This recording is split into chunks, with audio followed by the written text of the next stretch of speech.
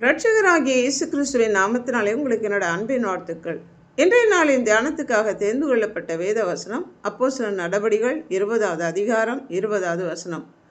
பிரயோஜனமானவைகளில் ஒன்றையும் நான் உங்களுக்கு மறைத்து வைக்காமல் வெளியரங்கமாக வீடுகள் தோறும் உங்களுக்கு பிரசங்கித்து உபதேசம் பண்ணினேன் என்று அப்போஸ்தலனாகிய பவுல் சொல்லுகிறார். மிலேத்து பட்டணத்திலிருந்து எபேசு பட்டணத்திற்கு ஆள் அனுப்பி சபை மூப்பரை வரவழைத்து அவர்களுக்கு தான் கடைசியாக சொல்ல வேண்டிய வார்த்தைகளை அறிவித்தார். வெகு மனத்தாழ்மையோடும் மிகுந்த கண்ணீரோடும் தனக்கு நேரிட்ட எல்லா சோதனைகளிலும் தான் கர்த்தரை சேவித்த விதத்தை சொல்லி அவர்களுக்கு பிரயோஜனமாக இருக்கிற ஒன்றையும் மறைத்து வைக்காமல் வெளியரங்கமாக வீடுகள் தோறும் அவர்களுக்கு பிரசங்கித்து உபதேசம் பண்ணினதை குறிப்பிட்டு கற்றுக்கொண்ட உபதேசத்திலே நிலைத்து நிற்கும்படி அறிவுரை கூறினார்.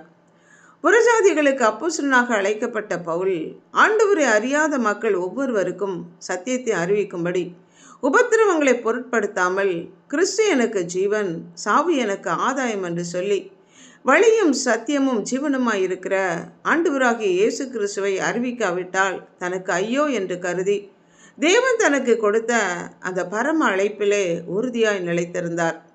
தனக்கு கொடுக்கப்பட்ட ஆத்துமாக்களின் மேல் கரிசனை உள்ளவராய் அவர்கள் வளர தேவையான அனைத்து காரியங்களையும் தேவனுடைய ஆலோசனையிலே ஒன்றையும் மறைத்து வைக்காமல் எல்லாவற்றையும் அறிவித்தபடியினாலே எல்லாருடைய இரத்த பழிக்கும் நீங்களாகி சுத்தமாக இருக்கிறேன் என்று சாட்சி கொடுக்கிறார். இரட்சிப்பின் வழியை நாம் மற்றவர்களுக்கு அறிவிக்கவில்லை என்றால் அவர்களுடைய இரத்த பழிக்கு பொறுப்பேற்க வேண்டி வரும். பிரயோஜனமாக இருக்கிறவைகளை நமக்கு போதித்து நம்ம நடக்க வேண்டிய வழியிலே நம்மை கர்த்தர் வழிநடத்தி செல்வது போல இங்கு பவுல் தன்னுடைய கையிலே கர்த்தர் கொடுத்த ஆத்துமாக்களுக்கு உத்தரவாதம் பண்ணுகிற தேவனுடைய ஊழியனாக தேவன் தனக்கு ஒப்புவித்த எல்லா மக்களுக்கும் தான் கற்றுக் கொடுத்த காரியங்களிலே நிலைத்திருக்கும்படி அவர்களுக்கு புத்தி சொன்னார். நான் உனக்கு போதித்து நீ நடக்க வேண்டிய வழி உனக்கு காட்டுவேன், உன்மேலே என் கண்ணை வைத்து உனக்கு ஆலோசனை சொல்லுவேன் என்று சொன்ன கர்த்தருடைய ஆலோசனை கேட்டு அதன்படி நடக்க வேண்டும். எந்த பக்கம் செல்ல வேண்டும் என்று நாம் தெரியாத வேளையிலே வலதுபுறம் திரும்பும் போதும் இடதுபுறம் திரும்பும் போதும் வழி இதுவே, இதில் நட என்று சொல்லுகிற தேவனுடைய சத்தத்தை கேட்டு அதன்படி நாம் நடக்க வேண்டும். செல்ல வேண்டிய பாதை, செய்ய வேண்டிய காரியங்கள், சொல்ல வேண்டிய வார்த்தைகளை நமக்கு ஆலோசனையாக கர்த்தர் கொடுத்து நம்மை வழி நடத்துகிற தேவன். தேவனுடைய ஆலோசனை கேட்டு அதன்படி நடக்க நம்மை அர்ப்பணித்திருக்கிறோமா? யோசித்து பார்ப்போம், ஜெபிப்போம்.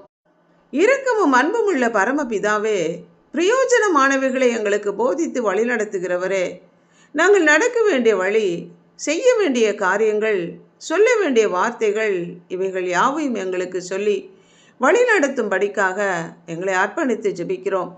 மற்றவர்களுடைய இரத்த பழிக்கு நாங்கள் ஆளாகாதபடிக்கு எங்கள் மூலமாக நீர் செய்ய விரும்புகிற காரியங்களை செய்ய எங்களை அர்ப்பணித்து ஆண்டவராகிய இயேசு கிறிஸ்துவின் நாமத்தினால் ஜெபிக்கிறோம் பிதாவே, ஆமென்.